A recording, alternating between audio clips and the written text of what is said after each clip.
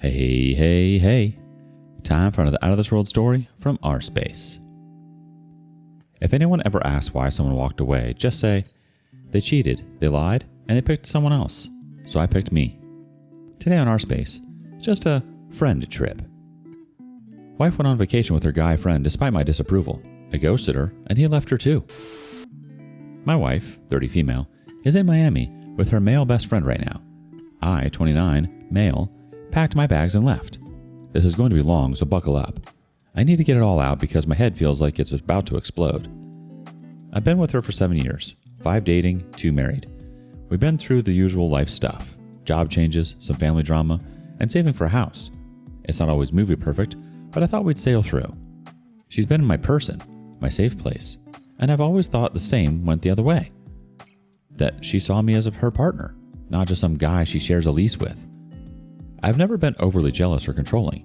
I don't snoop on her phone, though I know her password. I don't check her location, though I have access to it. I believe if you have to do that, you're already screwed. She has male friends. I have female friends. It's never been an issue because we both respected boundaries. Before we even got married, she told me about her best friend from high school. We'll call him Zach. She's known him for over 12 years. They were neighbors for many years during their teens.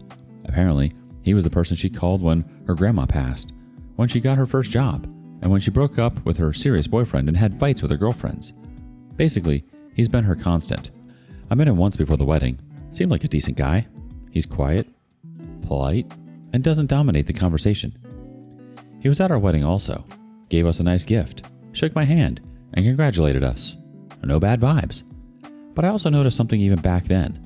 When she's talking to him, there's a light in her eyes, a comfort, that she could say or do whatever she wants and he would have her back. Not necessarily romantic, but definitely intense.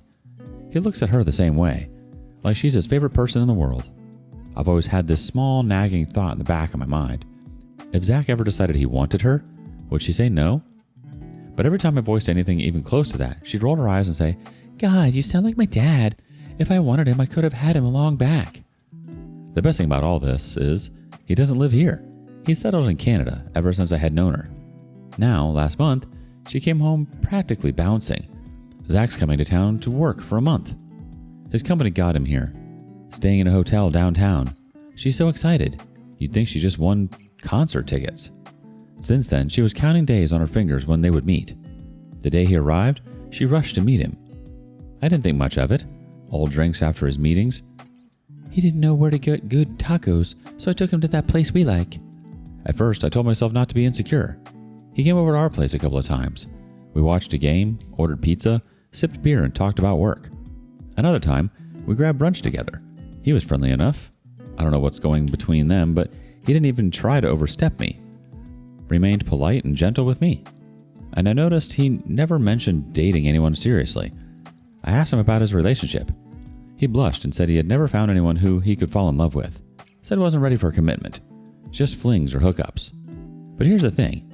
Every time she talked about him, there was this extra something. He's always available for her calls, checking in with her about random stuff, like about her dad's health, or her evil coworker, or her job switch progress. They never ran out of topics. In the 3rd week of his trip, Zach's company throws a huge annual event. It's one of those high-profile corporate things where they rent out a fancy venue, have live performances, and give awards. The invite was +1. Guess who's his arm swinger? My wife. She comes to me giggling and bouncing. You won't believe Zach's company is hosting an event at Ritz, and they have all these comedians and bands playing live? I nodded, good for him.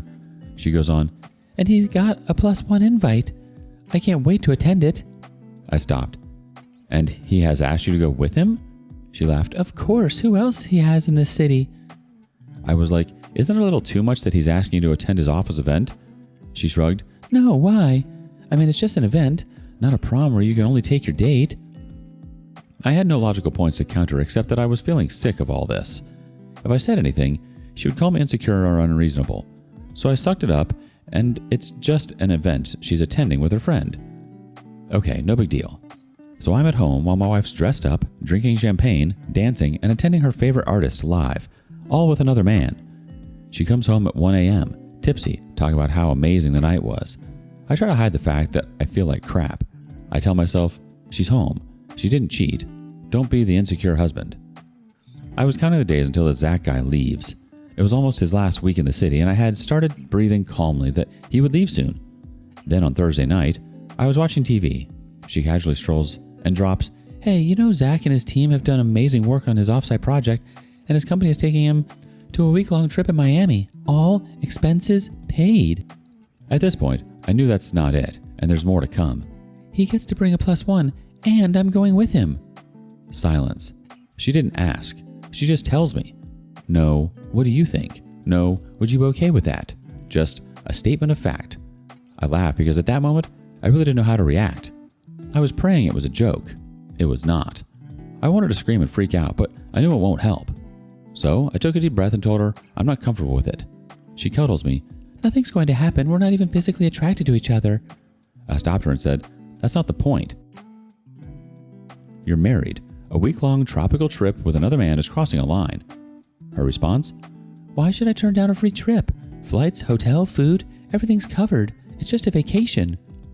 We were arguing, and somehow we got to a point where I said, "You anyway have to book your own room. His company is not paying for yours, or are you sharing a room with him?"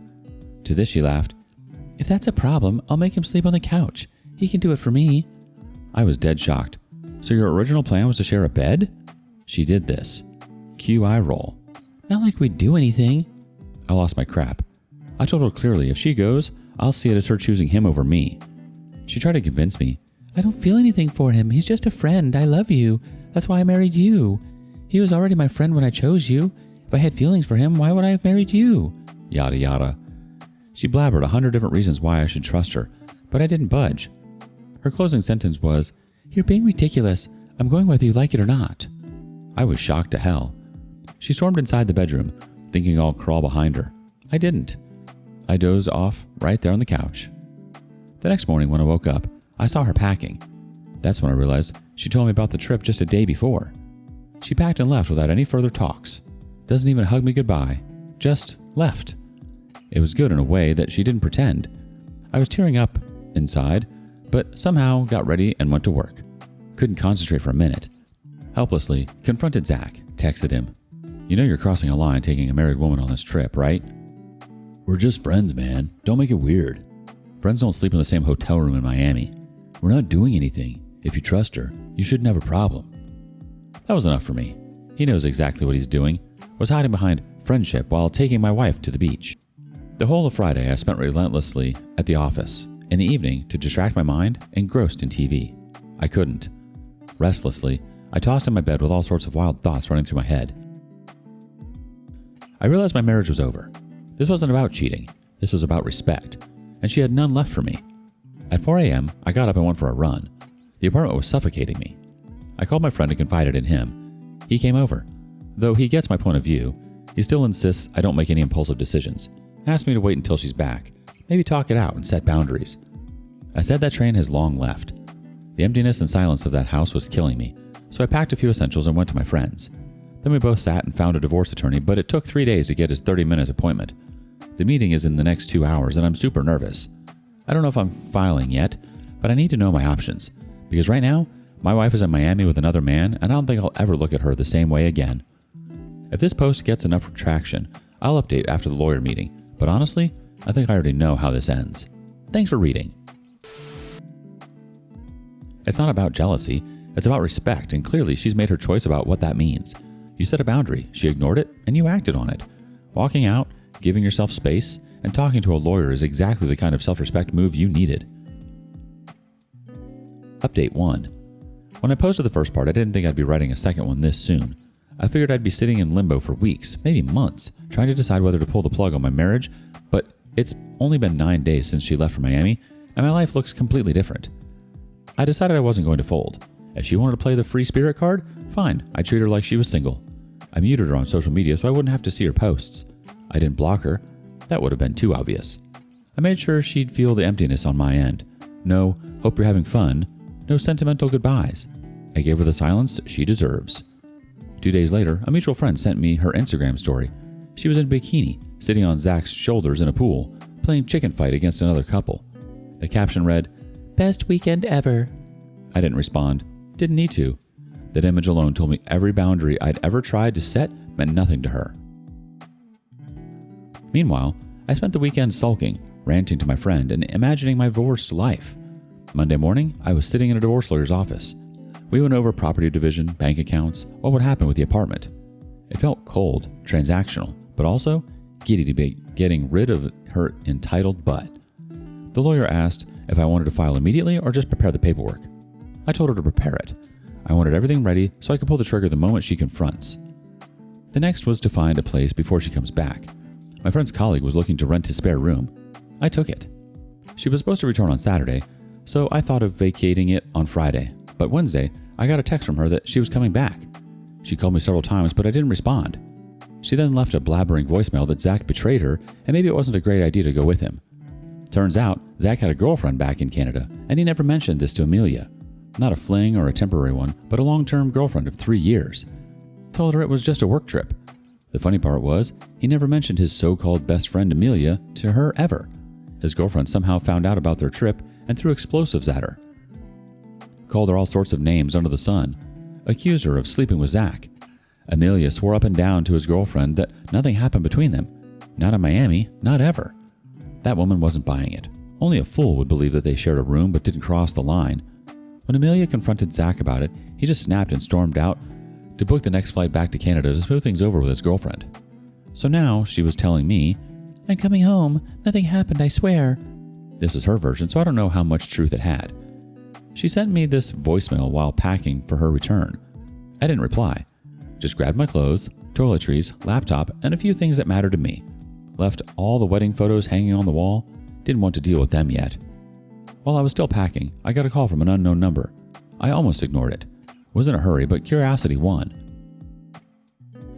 There was a woman on the other end with a sharp voice. She started off, "You don't know me.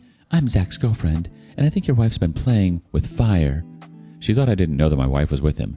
She found out about the Miami trip when someone from Zach's company posted an Instagram story with Zach and my wife playing pool basketball, hugging and swinging in each other's arms. She wasn't calling to sympathize, but to tell me that she was going to earth scorch on them. Said, "I already called your wife, told her exactly what I think of her. She can claim nothing happened all she wants, but you don't fly to Miami with someone's boyfriend for fun unless you're asking for trouble." I listened to her rant. Didn't reveal my plans yet. Who knows if she calls Amelia and tells her what's awaiting for her here. My plan of blindsiding would flop. I told her she can do whatever she thinks fit, and I'll do what suits me. She sounded dangerous, and I didn't want to play ally with her. Thursday morning, Amelia rolled her butt back into town, probably expecting me to be thrilled with her early return. Instead, she opened the door to our apartment and found my stuff was gone.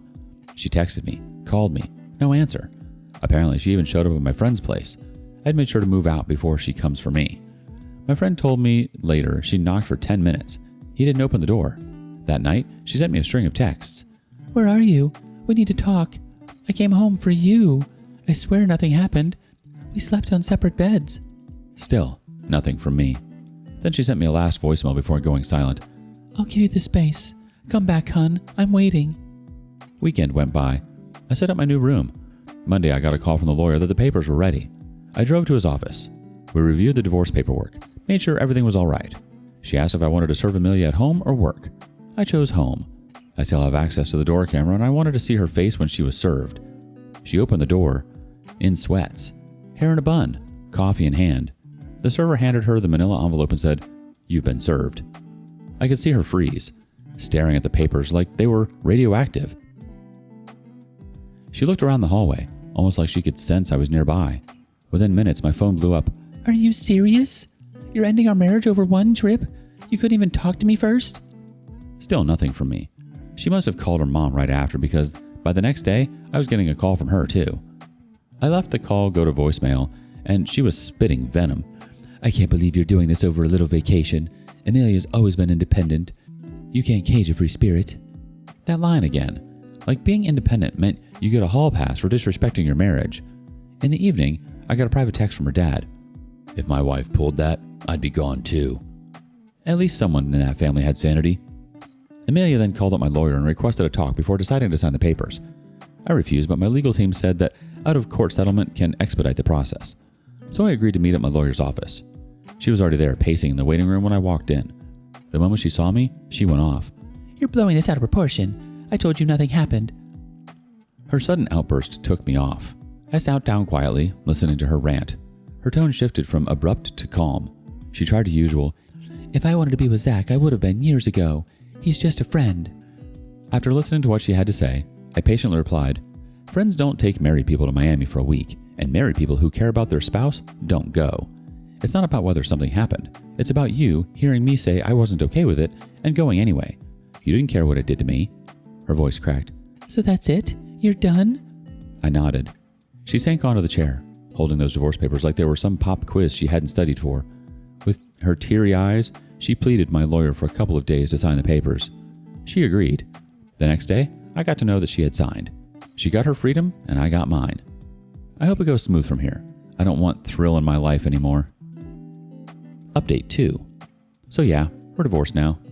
After Amelia signed the papers, I got a call from Zach's girlfriend again. This time, she was a little calmer, but still had the same vindictive vibe. She said she was glad I had the spine to kick out my cheating wife's butt, but she was a different breed, informing me about her engagement with Zach. I was shocked that she was still with the guy who cheated on her. She said, I'm locking this in so she can watch us exchanging vows and kissing at the altar. Not because I love him, because it'll eat her alive. She'll burn in hell. Not only that, she made Zach call Amelia right in front of her and break this news to her. Apparently, my ex had a meltdown on hearing this and asked Zach if he really wanted to spend his life with that woman. Later, she called Zach and tried to manipulate him to break up with his girlfriend. That woman is clever. She had cloned his phone into hers. When she got to know that Amelia hasn't backed off yet, she went nuclear on her, abusing her right, left, and center. Also, made Zach block her on all platforms. She swore to destroy Amelia. Her words, I'm not breaking up with him and letting them live in peace. That would be too convenient for both of them. I'll marry him if I have to. I'll destroy them both as punishment for betraying me. I don't care if I live with a man who disgusts me. Your witch is not going to get what she wants. It was weird and scary. She was ready to drown herself to take down her enemy. I know where she's going. She'll marry Zach and tear Amelia apart emotionally. Then maybe she would divorce him and take half of his assets. He earns well and has good ancestral properties. I can only imagine the pain and humiliation Amelia must have been through. Boy, do I care. Absolutely not. Hearing that woman talk, I realized I'd made the cleanest break possible. No screaming, no drama, just walking away and letting them destroy themselves. During the court trial, she showed up looking miserable, as if she has given up on life. During the break, her mother came to me and asked if she could talk for a few minutes. I nodded. She said Amelia was slipping into depression. I asked whether it was because of the divorce or because her best friend had blocked her and was marrying the woman who abused her. She had nothing to say, left with a defeated face. I don't know what she expected from me. Amelia wanted to have two birds in the bush, and now she has none. It's her problem. She wasn't bothered about the divorce so much, thinking Zach was there for her, and when his girlfriend took him away, she was shattered. Well, this is life. You get what you give. I'm happy that I was able to get rid of her. Phew. Thanks for reading if you've come this far. A married woman flying to Miami with another guy, sharing a hotel room and thinking it's totally fine? Laughable. Who in their right mind? And then she has the audacity to come back expecting you to just roll over and welcome her with open arms? Like, excuse me, lady, what planet are you living on? Zach's girlfriend showing up and wrecking her fantasy? Beautiful. She planted the seeds of her own humiliation and now she's reaping the chaos.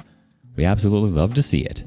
That's peak karma, and honestly, she deserves every second of it. What's the most outrageous, I can't believe they did this moment you've seen in a relationship? Share your stories with us in the comments below. And thank you for joining us today on rSpace.